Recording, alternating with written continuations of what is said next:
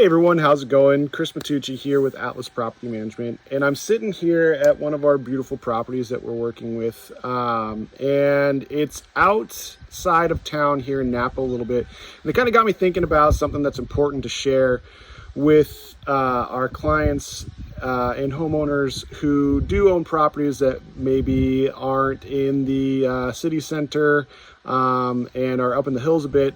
The reason for that is because these properties tend to have two things different than properties in town, and that's they tend to be on septic and they tend to be on well. And it's really important to consider that when you're renting out one of these properties, because there are some additional steps and things that need to be taken into consideration. So when you're renting a property that has a septic tank, obviously you don't want to be responsible for pumping it nonstop and whatnot, especially, you know, with renters. Sometimes they tend to forget that they can't flush things like sanitary wipes and feminine hygiene products and whatnot. So it's really important pre-move-in that you have the tank pumped and that it's empty. At that point in the lease, we're able to write it up to where it's a resident responsibility and that they need to take care of it as they're living there. Because if they're going to live there for, 2 years, which most of our renters do live in the property for longer than 2 years, they're going to have it pumped. And if it's emptied and we know that it's only their mess that's in there, then we know that we can tell them that they need to hire a septic company to come and pump it. And with the well as well, not as much to think about there, but it is important to remember that, there is additional maintenance. Well pumps tend to go out.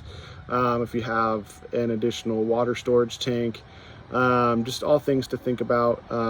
The well is really not as important, but it is important to let them know that, hey, there is going to be an additional cost because of their PG&E bill is going to be a little higher, especially if the pump for some reason gets stuck running. We tend to see that a lot with older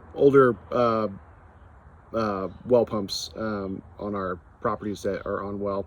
The other thing though to think about as well is making sure that pre-move-in, especially if it's the first time renting it, if you've just moved out of the home or just purchased the home, making sure that all of the filtration, water softening, and reverse osmosis machines have been tuned up. Everything's in good working shape, because then at that point, you're going to have less maintenance there. So yeah, it just dawned on me. I thought I'd make a quick video because I thought it could be beneficial to some of our clients and potential clients.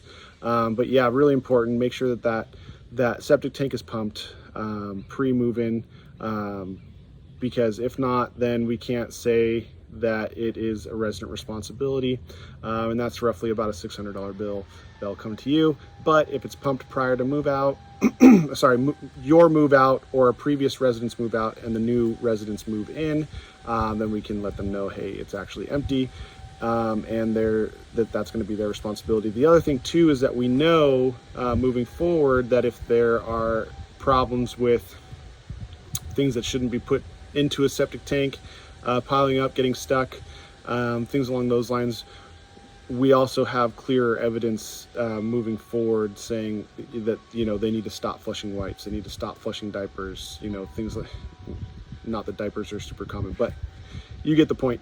Just things that shouldn't be put down into the septic tank. We have more authority to stand on when we know that it was cleared prior to their move-in. So that's all I wanted to talk about real quick. I hope that helps. If you guys have any questions, feel free to reach out. Thank you very much.